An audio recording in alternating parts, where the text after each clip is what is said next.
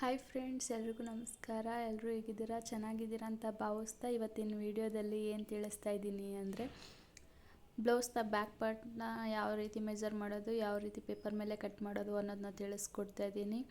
ಅದಕ್ಕಿಂತ ಮುಂಚೆ ಯಾರೆಲ್ಲ ನನ್ನ ಚಾನಲ್ನ ಸಬ್ಸ್ಕ್ರೈಬ್ ಮಾಡದೆ ನೋಡ್ತಾ ಇದ್ದೀರಾ, ಪ್ಲೀಸ್ ನನ್ನ ಚಾನಲ್ನ ಸಬ್ಸ್ಕ್ರೈಬ್ ಮಾಡಿ, ಪಕ್ಕದಲ್ಲೇ ಬರೋ ಬೆಲ್ ಐಕನ್ನ ಪ್ರೆಸ್ ಮಾಡಿ, ಆಲ್ ಅಂತ ಸೆಲೆಕ್ಟ್ ಮಾಡಿ. ನಾನು ಯಾವುದೇ ವಿಡಿಯೋ ಫಸ್ಟ್ ಅಪ್ಲೋಡ್ ಮಾಡಿದ್ರು ಫಸ್ಟ್ ನೋಟಿಫಿಕೇಷನ್ ನಿಮಗೆ ಬರುತ್ತೆ, ತಕ್ಷಣ ವಿಡಿಯೋ ನೋಡ್ಬೋದು. ಹಾಗಾದರೆ ಬನ್ನಿ ವಿಡಿಯೋ ಸ್ಟಾರ್ಟ್ ಮಾಡೋಣ.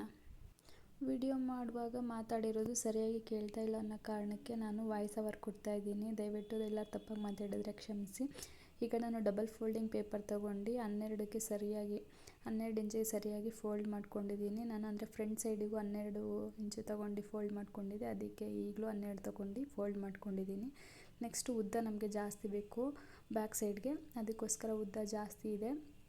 ಇನ್ನು ಬ್ಯಾಕ್ ಸೈಡಲ್ಲಿ ನಾವು ಯಾವ ರೀತಿ ಅಳತೆ ತೊಗೋಬೇಕು ಅಂದರೆ, ನಾವು ಬಟ್ಟೆನ ಉಲ್ಟಾ ಮಾಡಿ ನಾವು ಡಾಟ್ನ ಎಲ್ಲಿ ಹಿಂದೆ ಬ್ಯಾಕ್ ಸೈಡ್ ಡಾಟ್ ಹಿಡ್ದಿರ್ತೀವಲ್ಲ ಆ ಸೈಡಲ್ಲಿ ನಾವು ಟೈಟಾಗಿ ಬಟ್ಟೆನ ಹಿಡಿದು ಟೇಪ್ನ ಲೂಸಾಗಿ ಹಿಡಿದು ಅಳತೆನ ತೊಗೋಬೇಕು.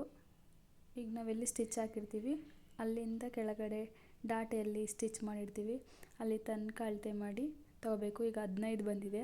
15ಕ್ಕೆ ನಾನು 1.5 ಇಂಚನ್ನ ಆ್ಯಡ್ ಮಾಡ್ತಾಯಿದ್ದೀನಿ. ಇಲ್ಲಿ ನಾವು ಪ್ಲೇನ್ ಬ್ಲೌಸು ಹೊಲಿಯೋದಾದರೆ ಮಾತ್ರ 1.5 ಇಂಚನ್ನ ಆ್ಯಡ್ ಮಾಡಬೇಕು. ಲೈನಿಂಗ್ ಬ್ಲೌಸ್ನ ಹೊಲಿಬೇಕಾದ್ರೆ 1/2 ಇಂಚ್ ಮಾತ್ರ ಆ್ಯಡ್ ಮಾಡಬೇಕು.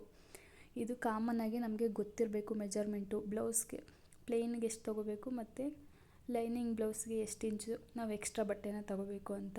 ಫ್ರಂಟಲ್ಲಿ ನಾನು 11.5 ಬಂದಿತ್ತು, ಹಾಗಾಗಿ ನಾನು 1/2 ಇಂಚು ಎಕ್ಸ್ಟ್ರಾ ತೊಗೊಂಡಿದ್ದೆ. 12ನ್ನ ಫ್ರಂಟ್ ಪಾರ್ಟ್ ಕಟ್ ಮಾಡಬೇಕಾದ್ರೆ ನಾನು 12 ಇಂಚಿನ ಮಾರ್ಕ್ ಹಾಕಿ ಕಟ್ ಮಾಡಿದೆ. ಫ್ರಂಟು ನಮಗೆ 11.5 ಬಂದಿದೆ, 1/2 ಇಂಚು ಎಕ್ಸ್ಟ್ರಾ 12 ಬಂದಿದೆ. ಕರೆಕ್ಟಾಗಿ ನಾನು 12ಕ್ಕೆ ಫೋಲ್ಡ್ ಮಾಡ್ಕೊಂಡಿದ್ದೀನಿ. ಎಕ್ಸ್ಟ್ರಾ ಪೀಸ್ನ ಕಟ್ ಮಾಡಿದ್ದೀನಿ ಫಸ್ಟೇ.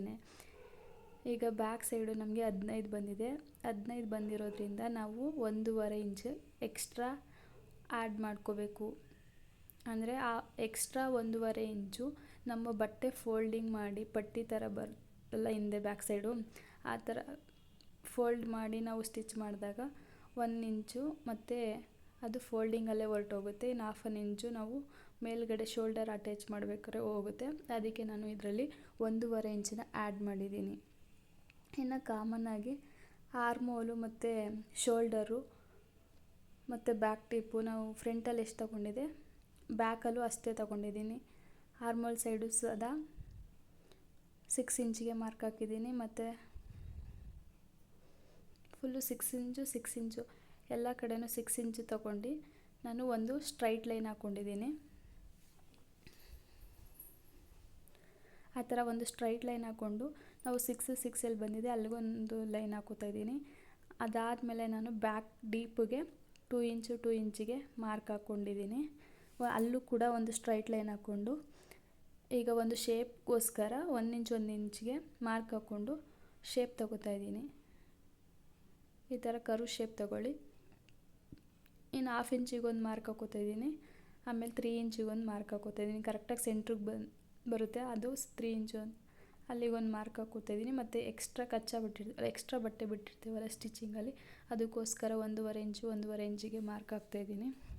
ಅದಾದಮೇಲೆ 1.5 ಇಂಚ್ ಆದಮೇಲೆ ಕರೆಕ್ಟಾಗಿ ಸೆಂಟ್ರಿಗೆ ಎಲ್ಲಿ ಬರುತ್ತೆ ಅಲ್ಲಿಗೆ ಡಾಟ್ ಹಾಕ್ಕೊಳ್ಬೇಕು. ಡಾಟ್ ಹಿಡಿಯೋದಕ್ಕೋಸ್ಕರ ಅಲ್ಲಿ 1/2 ಇಂಚಿಗೆ ಮಾರ್ಕ್ ಹಾಕ್ಕೊಂಡು 4 ಇಂಚಿಗೊಂದು ಮೇಲ್ಗಡೆ ಮಾರ್ಕ್ ತೊಗೊಂಡು ಒಂದು ಸ್ಟ್ರೈಟ್ ಲೈನ್ ಹಾಕ್ಕೊಂಡು 1/2 ಇಂಚು ಎರಡನ್ನೂ ಕನೆಕ್ಟ್ ಮಾಡ್ತಿದ್ದೀನಿ. ಅಲ್ಲಿಗೆ ಅದು ಡಾಟ್ ಬರುತ್ತೆ ಅಲ್ಲಿಗೆ ಕರೆಕ್ಟಾಗಿ.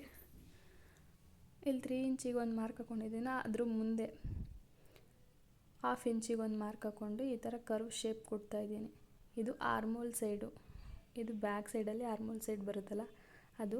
ಅಲ್ಲಿಂದ ಅಲ್ಲಿಗೆ 1.5 ಇಂಚು ಗ್ಯಾಪ್ ಇರಬೇಕು. ಅಲ್ಲಿಂದ ಅಲ್ಲಿಗೆ 1.5 ಇಂಚಿದ್ರೆ ಕರೆಕ್ಟಾಗಿ ನಮ್ಮ ಆರ್ಮೋಲ್ ಶೇಪ್ ಬರುತ್ತೆ. ಈಗ 6 ಇಂಚಿಗೆ ಮಾರ್ಕ್ ಹಾಕಾದ್ಮೇಲೆ ನಾನು ಆ ಕಡೆ ಸೈಡಿಂದ 1.5 ತೊಗೊಂಡಿದ್ದೀನಿ, 1.5 ಬಿಟ್ಟಿದ್ದೀನಿ ಮಾರ್ಜಿನ್. ಅದು ಎಕ್ಸ್ಟ್ರಾ ಬಟ್ಟೆ ಬಿಡ್ತೀವಲ್ಲ ನಾವು ಒಳಗಡೆ ಸ್ಟಿಚ್ ಮಾಡಬೇಕಾದ್ರೆ, ಆ ಎಕ್ಸ್ಟ್ರಾ ಬಟ್ಟೆ ಅದು.